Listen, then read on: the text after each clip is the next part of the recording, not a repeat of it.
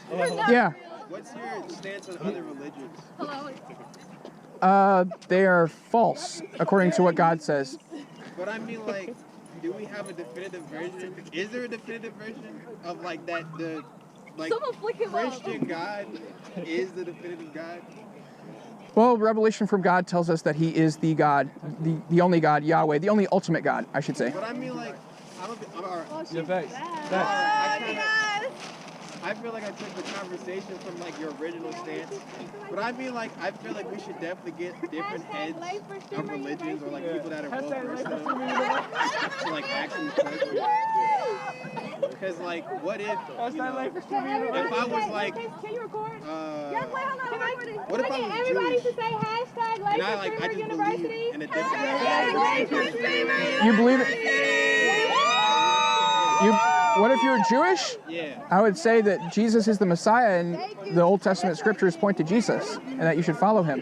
Well, actually, you know what? Not Jewish. Those are Abrahamic. Let me like. I was like, believed in more like Shinto religion, stuff like that, more like Asian beliefs. Y'all want to sign my side? Yeah. Are you saying, what if you ascribe to that? Like, Yeah. what would I say to you? Yeah. Well, are you talking about Hinduism specifically? Like, I was thinking like Japanese, but like, yeah, Hindu is like just more, something that's not Abrahamic, like not an Abrahamic type religion. Well, I would tell them that God calls them to repent, that God's revealed Himself in the Bible, and I'd also point out that Hinduism is basically, what it boils down to is a worldview of pantheistic monism, in which everything is God, and basically says all is one and all is God.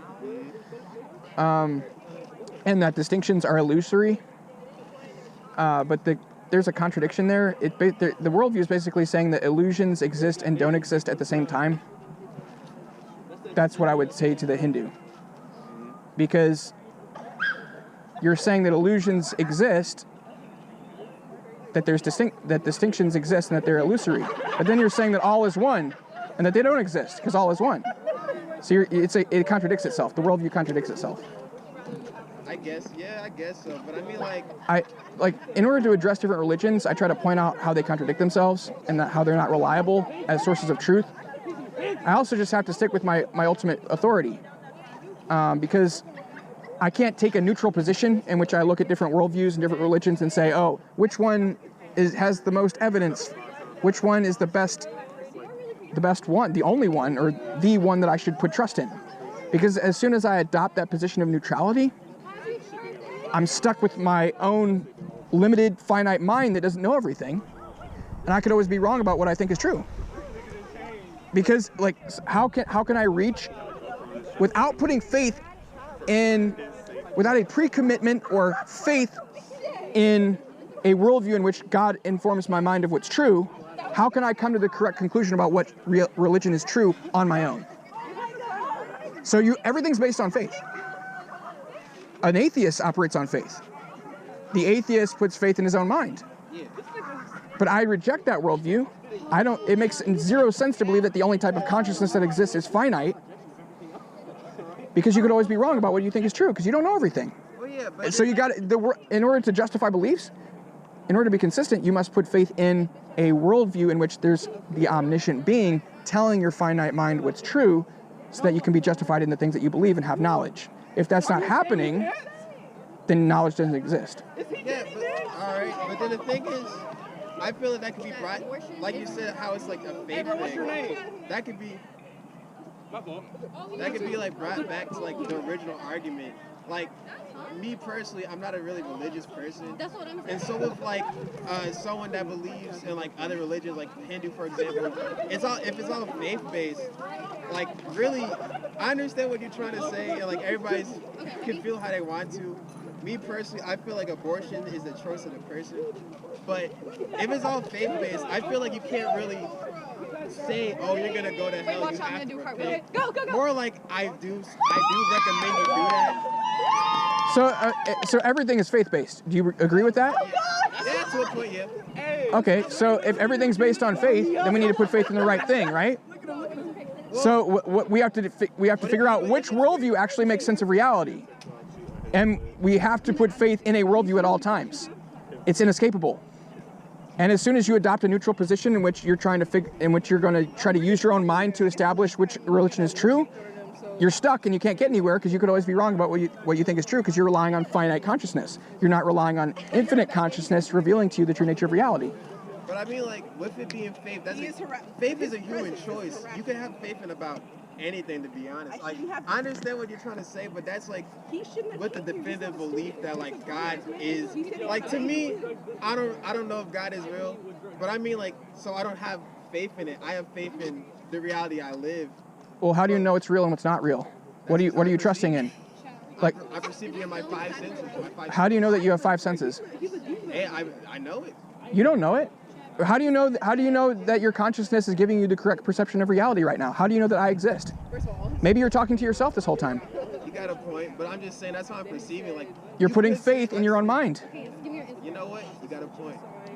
Yeah, so I'm saying don't put faith in that worldview. Put faith in the worldview in which omniscience reveals to non-omniscience what's true. Does that make sense? But then how do I know that that's what's happening? Because if it didn't happen, then you couldn't know anything. I don't believe that. Okay, so then please explain how you justify any belief with finite consciousness that doesn't know everything.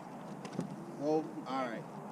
I feel like it's more of a repetition thing. It's kind of like experiments. You do the same process over and over again. See what happens. Like, if I throw a ball up, I know gravity's gonna take it back down.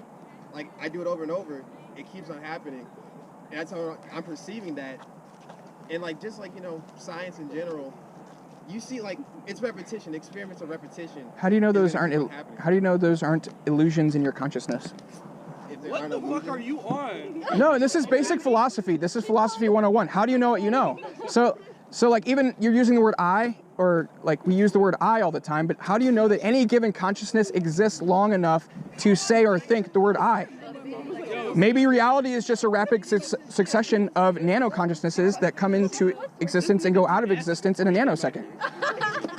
How do you know that's not the case? You can say that, but the thing is, that's like how I feel like it depends on how you perceive time, because, like, for example, if plants were sentient, how you said it's a nano-conscious, if nano-consciousness, sentience, they perceive time, it would perceive time on a different scale because it's in existence longer. A human, to comparison to a galaxy, it's nothing. So, like, you got a point, but I mean, like, it really is how you perceive your existence in general. Right, but how do you know what I is? Like if you say the word I, how can you justify belief in any given consciousness existing long enough to say or think the word I?